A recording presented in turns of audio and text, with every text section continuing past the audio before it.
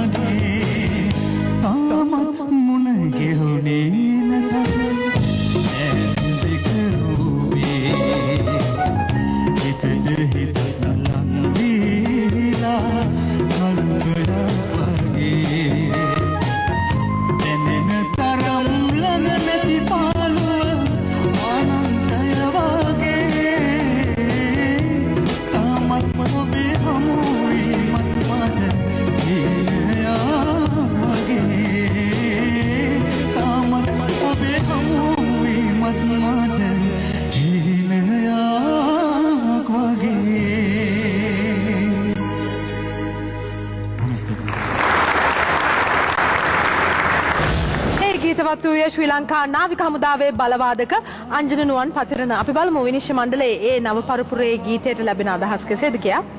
විශාරදතුමනි, අංජන නුවන් මේ වේදිකාවට දැන් එන්නම මොකද්ද වෙනවා නේද? මොකද අර අපි ඉස්සර මම එදත් කිව්වනේ බොහෝම සංයමයකින් බොහොම ශික්ෂණයකින් මේ වේදිකාවේ හිටපු අංජන දැන් එන්නම ජවය විහිදුවාලනවා. හරිම හොඳ දෙයක් ඒක. එක ශෛලියකට කොටු වෙන්නේ නැතුව ඔබේ ශෛලියෙන් මිදිලා දැන් තව ශෛලියකට යනවා. දැන් හෙට අනිද්දාට තව ශෛලියක් අපට බලන්න ලැබෙනවාමයි. ඒක හොඳයි. දැන් ඔබ මේ ගායනයේදී විවිධ ගායන ශිල්ප ක්‍රම උපයෝගී කරගන්නවා. අර ගායන ප්‍රයෝග තියෙනවා. නොඑක් උඩර වැටි යොදනවා ඒ ගායනයේට. ඒවා හරිම වටිනවා. මොකද දැන් සැරසිලි එල්ලපු තරම් ලස්සනට එල්ලපුවාම තමයි සරුංගලයක් වෙසක් කූඩුවක්. හැබැයි ඕනෑවට වැඩිය සැරසිලි දැම්මොත් ඒක අශෝභන වෙන්න පුළුවන්. ඉතින් ඔබ දානවා බොහොම පදම හොඳයි ඔබේ. ඒකට අවතීර්ණ වෙන හැටි තනුවට ඒ තනුවේ රසය ඔබ උකහාගෙන නැවත විකාශය කරන විදිය හරි වටිනවා. ඒ සම්ප්‍රේෂණය කරන්න ඕනේ ජනතාවට. තමුන්ට දැනෙන රසය කොහොමද අපි ජනතාවට සම්ප්‍රේෂණය කරන්නේ? ජනතාවට එපා නොවෙන්න ඒක දෙන්න ඕනේ. ඔබ එහෙම දෙනවා. ඉතින් මේක ඔබේ පුදුම හැකියාවක්. දැන් මේක සුරේන්ද්‍ර ගායනා කරන්නේ නේද? සුරේන්ද්‍රත් මේ වාගේ අපේ ලංකාවේ ඉතින් විවිධ රියැලිටි වැඩසටහන් තියෙනවනේ. බොහෝ නාලිකාවල තියෙනවනේ. ඒ රියැලිටි වැඩසටහනකින් මතු ගායකයෙක් නේ සුරේන්ද්‍ර.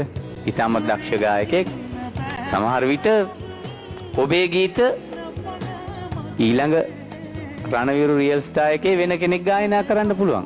එහෙම තමයි අද ලෝකේ යන්නේ. එහෙම තමයි දියුණු වෙන්නේ. ඉතින් ඔබට ඔබේ හැකියාව බොහොම ඉහළයි. ඔබේ ආගමනය දැන් නැවත අපි බොහොම ආදරෙන් වැළඳ ගන්නවා. එහෙම අර ඔබේ හැකියාවන් අර මම ඉස්සෙල්ලා කිව්වා වගේ ස්වර පරාසය දැන් මේකේ ස්වර පරාසය ඊටමත් දැවැන්ත ලෙස විහිදෙනවා. ඉතින් පහළ ස්වර තියෙනවා, ඉහළ ස්වර තියෙනවා. මේ හැම එකක්ම ඔබට ගයන්න පුළුවන්. ඔබ තව හොඳින් අභ්‍යාස කළා. දැන් තරගයට ඔබ අවතීර්ණ වෙලා ඉන්නේ. ඒ හින්දා ඔබ දියුණුවෙන් දියුණුවටම පත් වේවා කියලා මේ වෙලාවේ බොහොම ආදරෙන් ප්‍රාර්ථනා කරනවා. බොහොම ස්තුතියි සර්. අද දවසේ ආරාධ්‍ය ශිල්පිනී උරේෂාරා විහාරි මහත්මිය. මම හිතන්නේ අංජන ඔයා ඒ ගීතය හොඳ හඬ පාලනයකින් යුක්තව ඒ වගේම ඒ ගීතේ හැඟීම් බරව ඒ මුල් ගායනයට කිසිම අසාධාරණයක් නොවන විදිහට මම හිතන්නේ ඒ ගායනය මතක් කරලා දුන්නා කියලා මට හිතෙනවා. අලංකාර යොදමින් හරිම වර්ණවත් ගීතයක් ඉදිරිපත් කරා සාර්ථක ගායනයක්. සුබපතනවා. බොහොම ස්තුතියි මැඩම්. රණවිරු අංජනුවන් පතිරණ ඔබට බොහෝ හොඳ සමබර අදහස් ලැබුණා.